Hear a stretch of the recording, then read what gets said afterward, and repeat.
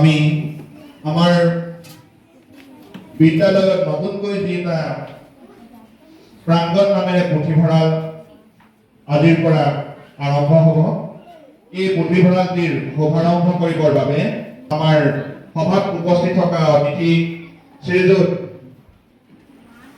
ধনেশ্বৰ কাকতি ব্যৱহাৰক আমি অনুৰোধ জনালো।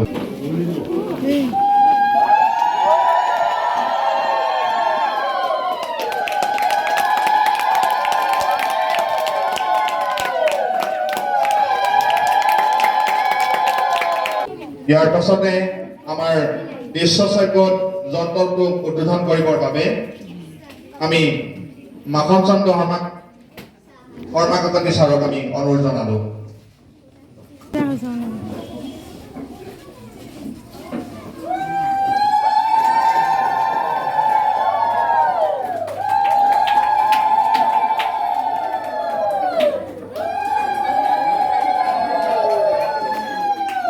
এই যিটো লাইব্ৰেৰী সেইটো আনে পৰিচালনা নকৰে, তোমালোকে কৰিব লাগিব। গতিকে কিতাপ পত্ৰবোৰ যাতে ফাটি চিটি নষ্ট নহয়, ভৰণ ভগন নহয়, তাৰ প্ৰতি তোমালোকৰ যি পুথিভঁৰাল দুগৰাকী দিয়া হ'ব, দুগৰাকী মুখ্য গ্ৰন্থকাৰী আৰু সহকাৰী গ্ৰন্থকাৰী দুগৰাকী যি দিয়া হয়, তোমালোকে সেইখিনি ভালকৈ চকু দিব লাগিব।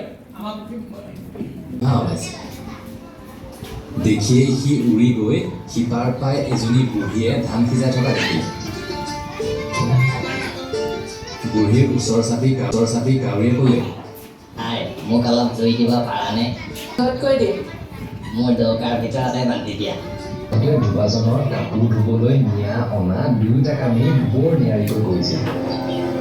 দুবাই সেই উপকাৰী গাধটোক কিন্তু পেট ভৰাই খাবলৈ নিদালতে মন মাৰি থকা গাধটোক ক'লে, আৰে গাধা ককাই, তুমি কিয় মন মাৰি আছা?